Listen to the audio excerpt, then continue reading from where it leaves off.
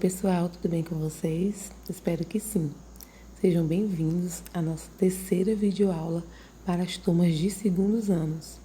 E vamos falar hoje sobre os vírus. Vocês podem acompanhar também pelo livro didático de vocês. Não esquece de deixar o seu like e de deixar o seu comentário com o seu nome completo e a sua turma, tá certo? Vamos conhecer as características gerais dos vírus. Os vírus são seres acelulares, então eles não possuem células. E é por esse motivo que uma grande parte dos autores não considera os vírus como seres vivos. É por isso que a gente estuda eles antes de entrar nos 5 reinos dos seres vivos. O material genético dos vírus pode ser tanto de DNA, quanto de RNA, quanto dos dois. Então, nós vamos ter vírus apenas de DNA, vírus apenas de RNA e vírus que vão ter os dois materiais genéticos. Eles não possuem metabolismo próprio, por isso eles precisam utilizar o metabolismo de outras células vivas hospedeiras. E é por isso que eles são chamados e considerados parasitas intracelulares obrigatórios. Quer dizer o quê? Que eles só conseguem se multiplicar, se reproduzir, se ele estiver dentro de uma célula hospedeira. Então, eles precisam parasitar o interior de uma célula obrigatoriamente para conseguir se multiplicar.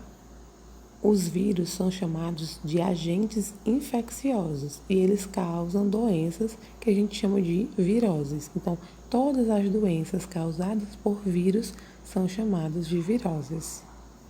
Quando ele está fora de uma célula, ele é chamado de vísio. E ele é como se não tivesse vida, ele é um ser inanimado. Ele só consegue se reproduzir, como eu falei anteriormente, se multiplicar quando está dentro de uma célula. Os vírus não sofrem ação de antibióticos, assim como as bactérias.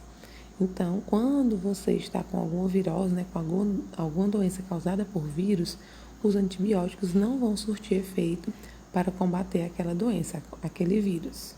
Os vírus que são de RNA podem sofrer mutação. Por exemplo, o vírus da gripe é um vírus de RNA e ele sofre mutação ao longo do tempo. É por isso que nós somos infectados várias vezes, temos várias gripes ao longo da vida. Vamos continuar vendo algumas características dos vírus. Os vírus são seres sem organização celular, porque, como eu falei anteriormente, eles não possuem células. A palavra vírus vem do latim e significa veneno. Os vírus só podem ser vistos através do microscópio eletrônico, pois eles são muito pequenos, são bastante simples, E como eu falei, eles são considerados seres vivos por poucos autores. A grande maioria considera que eles são seres não vivos. Para se ter uma noção da dimensão desses organismos, o menor vírus que já se teve registro possui apenas 20 nanômetros de diâmetro, sendo ele, portanto, menor que um ribossomo. E, como eu falei anteriormente, os vírus não estão inclusos em nenhum dos 5 reinos dos seres vivos, sendo assim considerados diferentes dos seres vivos.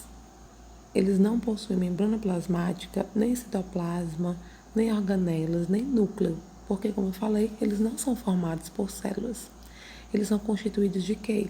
Basicamente de uma cápsula de proteínas que abriga dentro o seu material genético. A gente vai ver algumas imagens nos próximos slides. Eles são considerados parasitas intracelulares obrigatórios por não possuírem metabolismo próprio, sendo capazes de se reproduzir apenas dentro de células hospedeiras, como eu também falei anteriormente. Eles podem parasitar diversos seres vivos, como plantas, animais e até mesmo bactérias. Estrutura dos vírus. Aqui vocês podem observar 2 imagens de vírus diferentes. Essa primeira imagem é chamada de bacteriófago. É um vírus que ataca, que parasita bactérias. Já essa segunda imagem, mais abaixo do slide, é o vírus da gripe. Então, a estrutura dos vírus é basicamente formada por proteínas e ácidos nucleicos. A proteína forma um envoltório, denominado de capsídio. A função principal do capsídeo é proteger o material genético, que normalmente ou é de DNA ou é de RNA. Mas, como eu falei, também existem vírus que apresentam os dois tipos. Tipos de vírus. Nós temos 3 tipos principais aí. Nós temos os adenovírus, que são vírus de DNA, e eles são cópias do seu próprio DNA. Então, eles fazem cópias do próprio DNA a partir de uma célula hospedeira. Então, o vírus invade essa célula e começa a copiar o DNA dele próprio dentro dessa célula hospedeira. Já o retrovírus são vírus de RNA e eles formam RNA por transcrição reversa, que a gente vai ver nos próximos slides. E os arbovírus, que são vírus transmitidos por artrópodes, como por exemplo a dengue. A dengue é transmitida por um vírus e que é passada para os seres humanos através da picada do mosquito. Esquema de vírus bacteriófago, que são os vírus que atacam as bactérias. Vamos ver aí quais são as partes desse vírus. E vocês podem já observar aí o tamanho dele. Ele chega a medir aí 200 nanômetros. A gente pode observar na imagem, onde tem o número 1, é chamado de cabeça. Na parte número 2, que é essa parte maior, é chamado de cauda. Na parte 3, que fica dentro dessa cabeça, é o DNA do vírus. A parte 4 é o capsídeo, que é onde guarda-se, né, o DNA. Parte 5, chamado de colar. Parte 6, a bainha. A parte 7 são as fibras. A parte 8, as espículas. E a parte 9, a placa basal. Como os vírus se reproduzem? O que é que acontece quando o vírus invade uma célula, né? Então, nós vamos mostrar o ciclo de reprodução de um bacteriófago. Então, observe onde tem essa seta laranja, ela está demonstrando o início do ciclo. O vírus entra em contato com a bactéria e injeta seu material genético. Então, como vocês podem observar, o bacteriófago, né, se agrupa, né, na bactéria, se junta à bactéria e joga o seu material genético, o seu DNA, para dentro da bactéria. Logo em seguida, esse DNA viral se junta ao material genético da bactéria e começa a se reproduzir dentro dela. A partir daí são formados novos pedacinhos dos vírus, né, até se formar por completo. E a bactéria fica cheia de novos vírus até que ela não suporta mais, ela se rompe e esses vírus que foram se reproduzindo dentro da bactéria são liberados e começam novos ciclos em novas bactérias. Aqui a gente vai ver uma animação de como acontece essa infecção do bacteriófago em uma bactéria. Observem que ele injeta seu material genético dentro da bactéria, junta aí o seu DNA com o DNA da bactéria, começa a produzir, né, novos vírus até que a bactéria não suporta mais e se rompe, jogando essa grande quantidade de vírus e o ciclo começa todo novamente. Podemos observar agora também outra animação. Ó. Então, acontece a aderência, né? Ele joga o material genético, o capsídeo se desfaz. Esse material genético viral, né, do vírus começa a usar o metabolismo da célula da bactéria para ir formando novos vírus, até que chega um momento que ela não suporta mais a quantidade de vírus dentro do seu interior e rompe. Vamos entender agora como é que acontece os ciclos reprodutivos dos vírus. Existem 2 tipos de ciclo, o ciclo lítico e o ciclo lisogênico. A replicação dos vírus acontece em algumas etapas, são elas: aderência, penetração, síntese, maturação e liberação. Essas etapas ocorrem no ciclo chamado de ciclo lítico. Vamos ver como é que ele acontece. Então, o ciclo lítico, vocês podem acompanhar pelas imagens e também na página 31 do livro. Primeiro passo, o bacteriófago, ele vai aderir, né, à célula hospedeira. Nesse caso, né, que é uma bactéria. Então, como vocês já viram também nos vídeos anteriores. O bacteriófago adere à célula hospedeira. Após, acontece a penetração, onde o bacteriófago injeta o seu DNA dentro da bactéria. Passo número 3 é a síntese.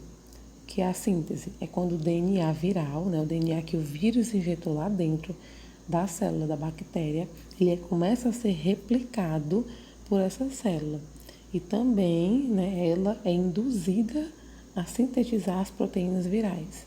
Então, assim que o material genético entra nessa bactéria, ela é induzida a replicar, né, a produzir, a reproduzir esse vírus. Quarto passo é a maturação. Ocorre a formação de novos componentes virais e a formação dos novos vírus. E o quinto passo é a liberação. A célula hospedeira se rompe e morre, liberando os novos vírus. Esse é o ciclo lítico. Agora vamos ver o ciclo lisogênico. O ciclo lisogênico inicia-se igual ao ciclo lítico. Acontece a aderência, igual como vocês viram no vídeo, e a penetração, onde é injetado o DNA dentro da célula hospedeira. Logo após, o DNA viral se integra ao cromossomo bacteriano. Então, o DNA do vírus, ele vai, como vocês viram no vídeo, se integrar ao DNA da bactéria.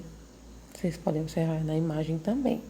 A bactéria começa a se reproduzir normalmente. Então, o que era uma bactéria começa a se dividir em duas, dessas duas, 4, 8 e por aí vai.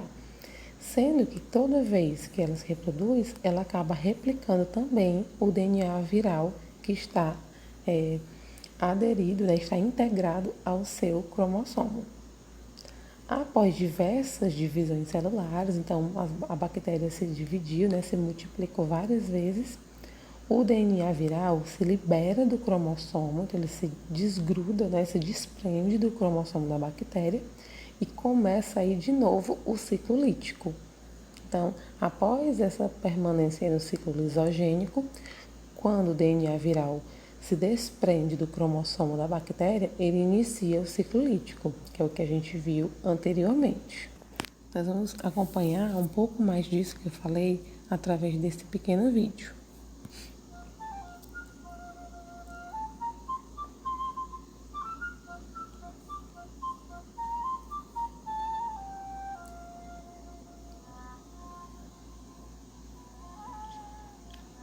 Está representando o bacteriófago, as suas partes principais, mostrando como ele é por dentro, né? O DNA viral que está aí guardado no capsídeo. E aí são bactérias.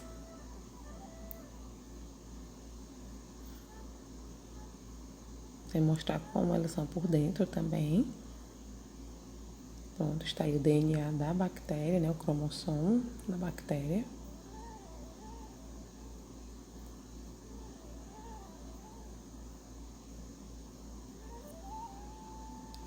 Vai mostrar agora como acontece a infecção.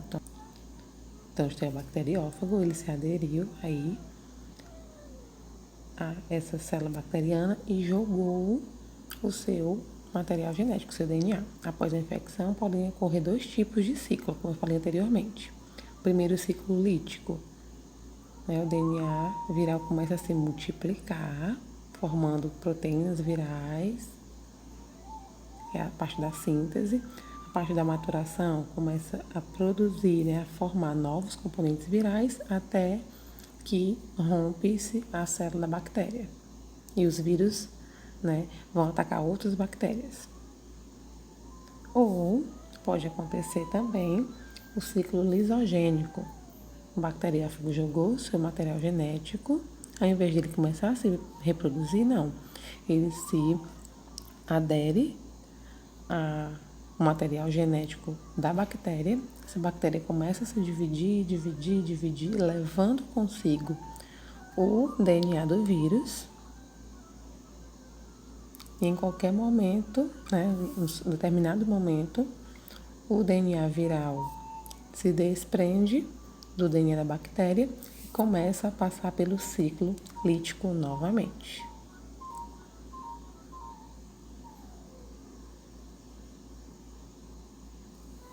Vamos ver agora como é que o nosso corpo reage quando nós somos infectados por vírus. O nosso organismo está sempre exposto à invasão de micro-organismos diversos. Eles podem penetrar o nosso corpo pelo ar, pela água, por ferimentos, alimentos contaminados.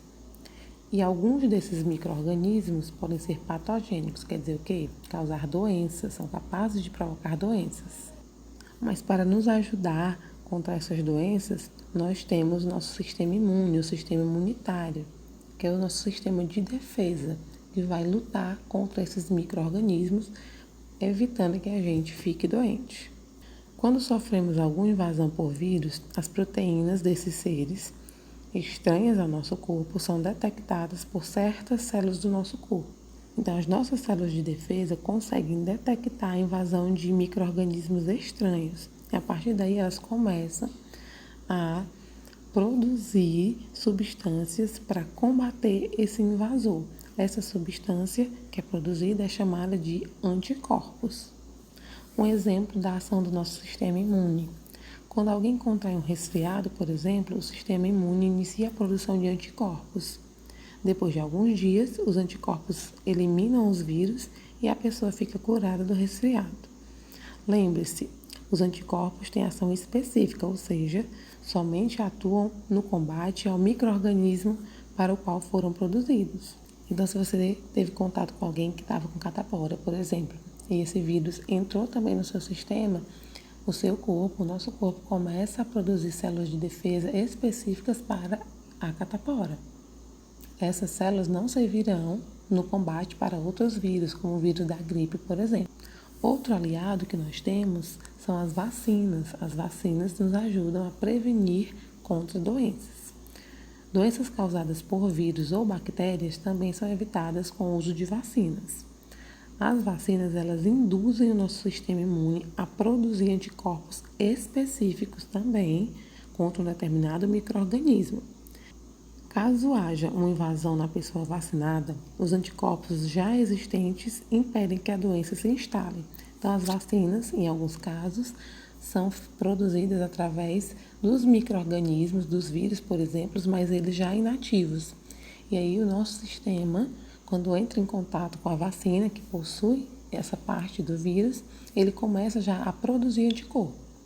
Caso a gente seja atacado pelo vírus mesmo, né, ativo, a gente já está com o nosso sistema imune, com a produção de anticorpos em dias, e aí a gente consegue não ficar doente, né, consegue já atacar esse vírus ou essa bactéria. Vamos ver agora algumas doenças causadas por vírus. Viroses são todas as doenças causadas por vírus. As viroses, elas não têm cura. Os medicamentos que a gente toma quando está com gripe, por exemplo, que é uma virose, eles aliviam apenas os sintomas. Você pode observar nos comerciais de remédios para gripe que eles falam assim, combate os 5 sintomas da gripe, né? Que é febre, dor de cabeça, nariz entupido e por aí vai. Eles não combatem a gripe, né? O vírus. Eles ajudam a melhorar os sintomas que essa doença traz. Aqui nós podemos observar uma tabela com as principais viroses humanas. Então, sarampo, rubéola, cachumba, catapora, gripe, poliomielite, a raiva, hepatite B, hepatite C, AIDS, herpes, varíola, febre amarela, dengue, papiloma e hepatite A, entre outras, certo? Agora eu vou mostrar um exemplo aqui de algumas doenças causadas por vírus. A gripe, que é uma das doenças mais comuns causadas por vírus. O vírus da gripe é transmitido por gotículas de saliva ou de secreção respiratória eliminadas no ar por meio da tosse, espirro, fala ou ar expirado. A prevenção. Existe vacina contra a gripe e ela pode ser tomada uma vez por ano, com a devida orientação médica, pois não é recomendada a pessoas portadoras de certas alergias.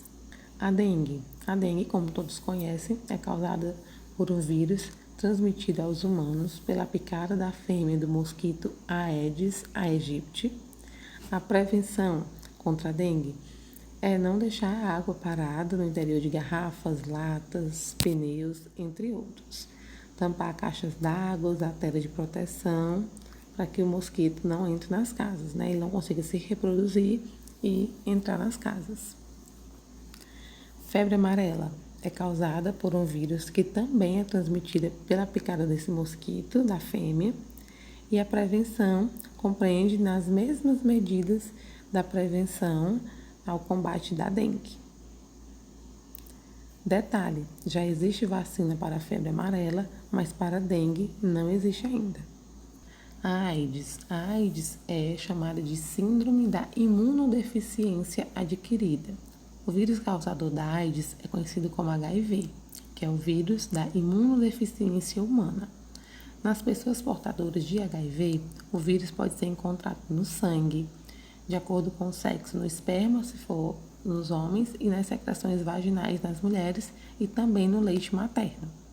Como o nome já diz, esse vírus ele faz com que o sistema imune da pessoa infectada fique debilitado, o que vai ocasionar, o que pode ocasionar da pessoa contrair outras doenças, e essas outras doenças é que podem levar o indivíduo à morte, visto que o seu sistema de defesa está enfraquecido. A transmissão pode ocorrer por meio de relações sexuais com parceiros portadores, do vírus, sem o uso de preservativo, transfusões de sangue contaminado. As mulheres grávidas podem transmitir o vírus para o feto tanto na hora do parto, pela placenta, quanto através da amamentação. Então, mulheres portadoras do vírus não podem amamentar os seus bebês e também precisam ter uma atenção maior na hora do parto. A prevenção: sempre usar preservativos nas relações sexuais, certificar-se da procedência e da qualidade do sangue a ser utilizado em transfusões e esterilizar agulhas e seringas empregadas em injeções ou utilizar agulhas e seringas novas sempre. E para encerrar, sobre as doenças causadas por vírus, vamos falar do coronavírus. O coronavírus é uma família de vírus que causa infecções respiratórias. Esse novo agente infeccioso, chamado de coronavírus, foi descoberto no dia 31 de 12 de 2019, após casos registrados na China. Então, o primeiro local onde foi registrada essa doença foi na China. Esse vírus provoca a doença chamada de coronavírus, e o vírus é chamado de Covid-19. Os primeiros coronavírus humanos foram isolados pela primeira vez em 1937. No entanto, foi em 1965 que o vírus foi descrito como coronavírus. Ele recebeu esse nome pois, ao ser observado no microscópio, ele parece uma coroa. Como essa doença surgiu há relativamente pouco tempo, novos dados e novas informações vão surgindo. A transmissão acontece de uma pessoa doente para outra, por contato próximo, por meio de gotículas de saliva, espirro, tosse, catarro, toque das mãos e o compartilhamento de objetos ou superfícies contaminadas.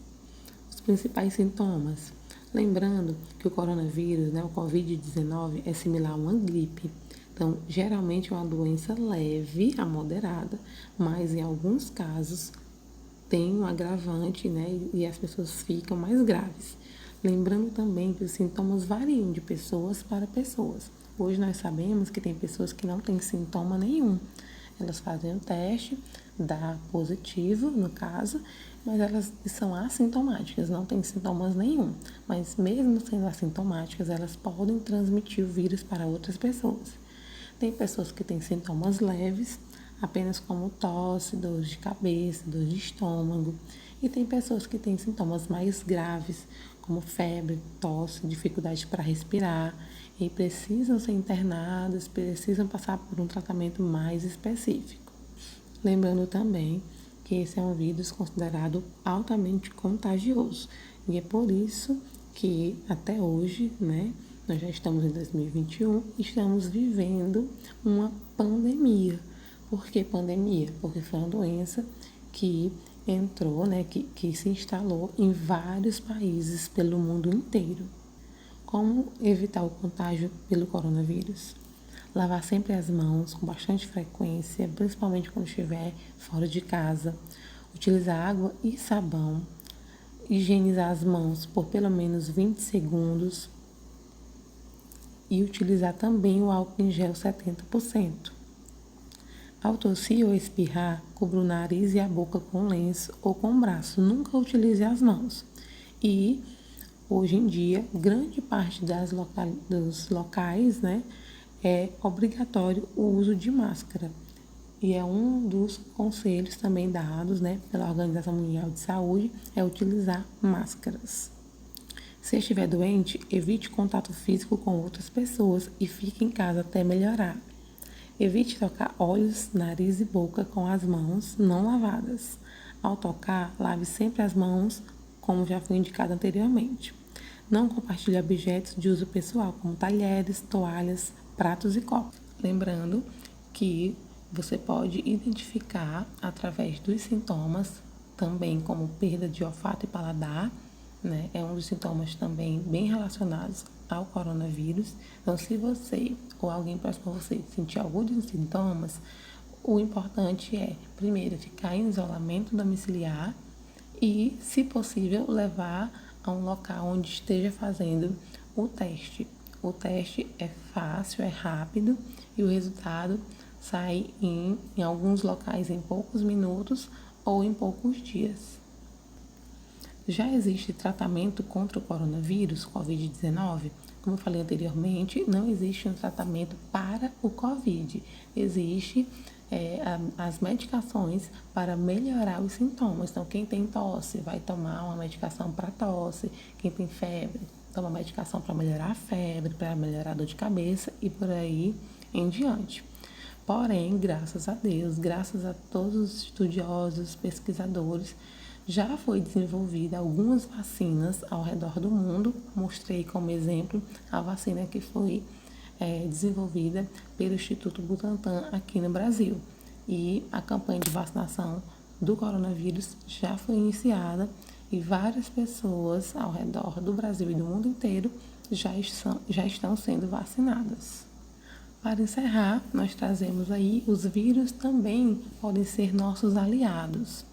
Alguns vírus podem ser utilizados como controle biológico, que é uma técnica de combate a espécies nocivas aos interesses humanos, por meio do uso de seus inimigos naturais como predadores ou parasitas. Então, por exemplo, nós temos aí a lagarta da soja. Ela é um inseto que pode ser combatido com a utilização de um vírus. Essa lagarta devasta, né, plantações de soja e existe um vírus que consegue controlar, né, um controle biológico e natural, essa lagarta. Esse é o nosso vídeo de hoje. Espero que vocês tenham gostado. Caso permaneça alguma dúvida, podem falar comigo pelos comentários e também pelo WhatsApp. Fiquem com Deus e até o nosso próximo vídeo.